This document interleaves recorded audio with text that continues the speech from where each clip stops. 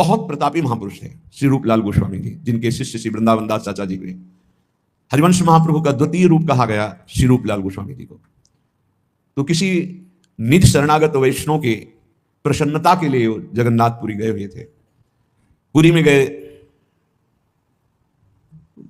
जहां पुरी के आराध्य जो जगन्नाथ जी विराजमान, वहां जाकर के अपनी श्री जी साथ राधा नाम, तो वहां प्रसाद आदि दिव्य सब माथे पे लगाया, प्रणाम किया, पर पास लिया नहीं और पाया नहीं।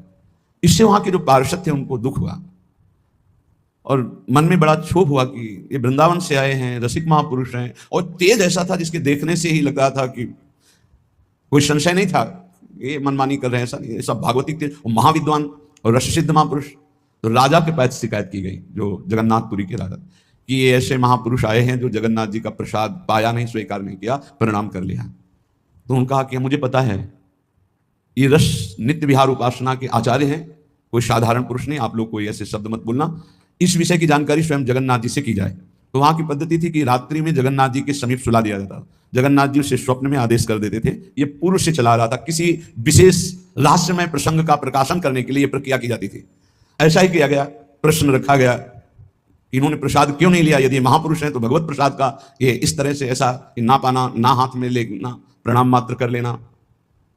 तो जगन्नाथ जी रात्रि में प्रकट हुए, श्री द्वारिकाधीश श्री कृष्णचंद्र जी ही तो जगन्नाथ हैं, पार्श्व में बलराम जी और सुभद्रा जी, और ये दशा हुई है ब्रज की प्रेम लीला सुनने पर, जो प्रेम विगलित रूप जगन्नाथ जी का है। तब उन्होंने कहा कि हमारी प्यारी जी की ठसक में उनका उच्छिष्ट पाने वाले जन हैं, जिनकी हम अधीनता स्वीकार किए हुए हैं, जिनके अधरामृत का पान करने के लिए हम भी याचना करते हैं, इसलिए इनके ऊपर हमारा कोई शासन नहीं, इनके ऊपर कोई हमारा विधान नहीं, ये प्यारी जो कि निज सहचरी हैं, इसलिए किसी भी तरह से कोई अपराध मत कर देना इनके प्रतिभाव बिगाड़ करके। वो राजा को बताया कि स्वप्न में जगन्नाथ जी आए थे, ऐसा ऐसा। ये जो हमारे वृंदावन नित्य विहार रस की उपासना का एकांतिक प्रेम है, इसको हृदय में देखो। जब प्रेम की प्रबलता होती है तो अनन्यता अपना रंग लाती है।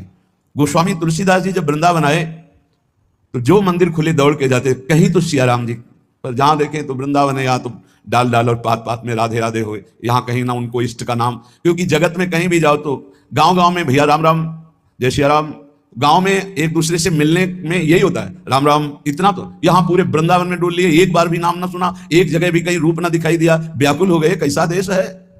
यहाँ एक एक पत्ते से भी राधा राधा राधा राधा। फिर प्रिया प्रीतम के समीप गए, कहा साष्टांग दंडवत तो नहीं करूंगा, क्योंकि साष्टांग दंडवत तो सियाराम की ही है और मुझे पता है आप वही हो, पर आपको रूप बदलना होगा। तो भगवान की बंसी अंतर ध्यान हो गई, अपने भक्त के लिए सारंग धनुष धारण कर लिया, प्रियाजू सियाजू के रूप में प्रकाशित हो गई, क्योंकि इन्हीं से सब प्रकाशित है। तो साष्टांग दंडवत किया, का बलिहार आपकी। ये क्या था? क्या गोस्वामी जी नहीं जानते? तत्व ज्ञान नहीं है क्या गोस्वामी जी को? वो तो कह रहे जड़ चेतन जग जीवजत सकल राम मैं जान, सब में मेरे प्रभु। तो साष्टांग दंडवत करके मौन हो जाते? नहीं, प्रेम जिस रूप से प्यार होता है उसी में पूर्ण समर्पण होता है, उसी में होता है। एक राम घनश्याम हित चातक तुलसीदास बलिहारी है, ऐसे ही श्यामा श्याम के जो ऋषि को अनन्य उपासक है